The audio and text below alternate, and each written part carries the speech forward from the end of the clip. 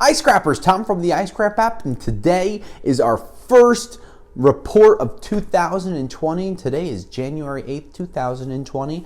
2020, here we are. So we hope that you have some 2020 vision for some of the prices that we've been putting out there, because we've seen a very strong market. Now, before we get into some of the price updates and some of the different pieces of news that we've seen in the last few weeks, don't forget that every Wednesday afternoon around 1 p.m. Eastern, we like to do our live edition of our weekly report.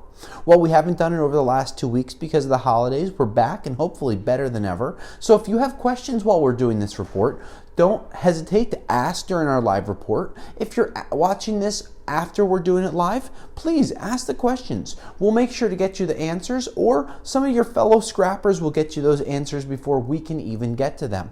Now, don't forget, if you want more updated information and news pushed to you weekly, you can become a Patreon supporter, where we're able to push live updates 3 or 4 times a week on different metal prices, different pieces of news, and different ideas that we have during the gaps between week-to-week reports.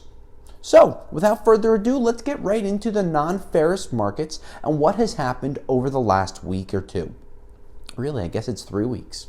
Copper's been relatively calm. Yes, we have seen it drop down 3 or 4 cents from where it topped out right before Christmas, but we've still seen a nice stable market over the last month.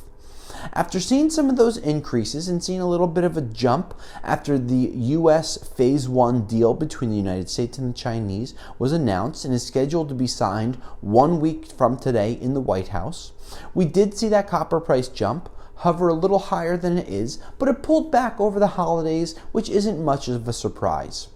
We also saw it pull back slightly at last week after some political tensions overseas, but we've seen it stabilize, as we have seen the stock market stabilizing during that time.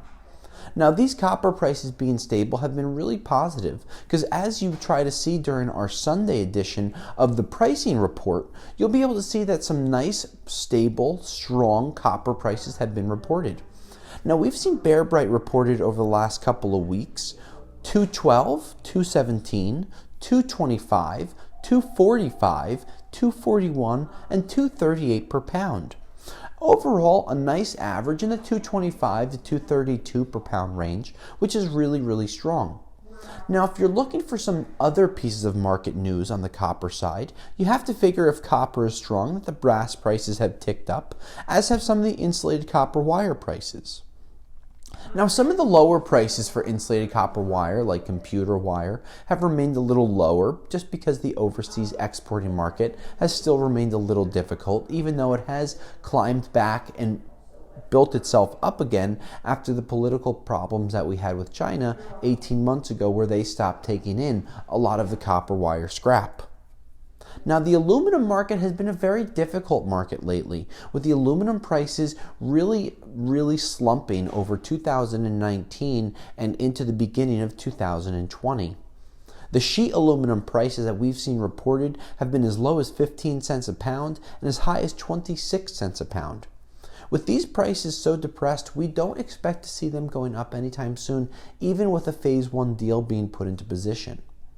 There's a real possibility, by looking at some of the articles that we've been reading, news stories that we've been listening to, and online economists that we've been following, that the aluminum prices are going to be what they are today, and they might not be moving in any way, shape, or form up anytime soon.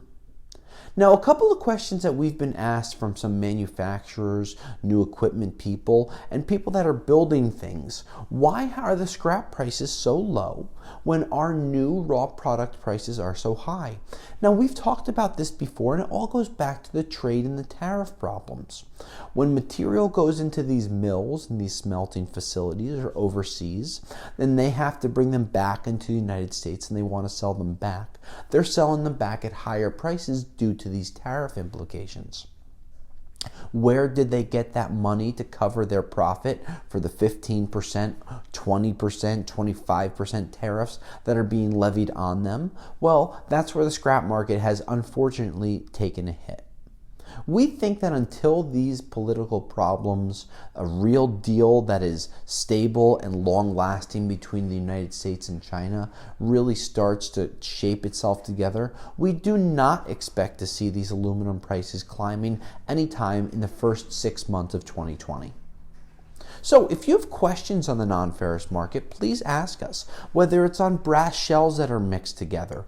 Do we put brass shells that have no material with brass shells that could be from a shotgun together? No, you got to separate those. If you have questions on how to separate your insulated copper wire, you can always look at our metals page on iScrapApp.com, where we have lists and prices and descriptions and videos to help guide you along the way. Catalytic converter prices are something that we want to talk about next, as it really was one of the most highly talked about topics in all of 2019 amongst the scrapping community, especially online through our Facebook page. Now, our sister company, rrcats.com, would be able to provide you quotes and buy your catalytic converters, so you can check that out at rrcats.com.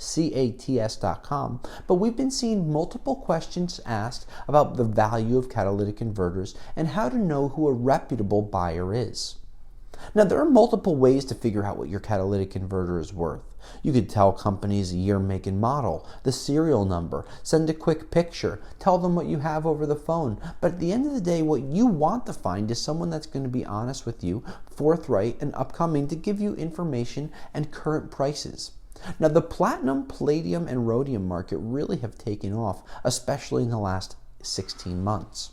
While platinum is slightly down from the highs that it was hitting a few weeks ago, we have seen the rhodium market skyrocketing as of late, rising 17 to 20% in the last 4 days. So those of you that have been holding on to some catalytic converters, now may be a good a time as ever to get some quotes and see if it's worth selling them, as we've also seen the palladium prices hovering over $2,000 an ounce as well. So, any quotes that you're looking for or questions that you have on cats, go to rrcats.com or comment below. Now let's talk about our last category that we generally touch on, and that's the steel and the iron prices. Now, the third quarter of 2019 is one that we'd like to forget, as we saw a lot of those steel and iron prices dropping down $50 to $80 per ton. Now we saw a little bit of Christmas hope come into play the last quarter of 2019, with the prices rising about $40 to $50 per ton, erasing a lot of those losses that we saw in the third quarter. Now we have seen the light iron prices reported 70, 85, 102, 67, 45, 20, and as high as $110 per ton as of late, because going into January, we did start to see a couple more increases coming our way. Now, the lowest prices that we have seen, those are generally in some of the more outreached places in the United States and Canada that take a long time to drive to, that have multiple weather issues, or things like that. Quickly talking about weather issues, we wish everyone down under in Australia nothing but the best, as we know millions of acres have burned, over 1 billion animals have possibly been killed due to these wildfires. We hope that you have nothing but the best of luck, and we'd love to throw some rain your way. We hope that everyone there in what is one of the largest mining areas in the world, we really hope that everyone's doing well down there. Our prayers are out to you. Now, the steel market into January has climbed another $10 to $20 per ton, depending on where you are and depending on what material we're talking about. Overall, seeing gains 3 months in a row for steel has been very positive going into the first quarter of 2020, and we're optimistic that we have more price increases coming soon. Most scrapyards that we've been talking to have been raising their prices the first week of the month and then holding tight to see what happens for a few weeks before making any other changes, either up or down.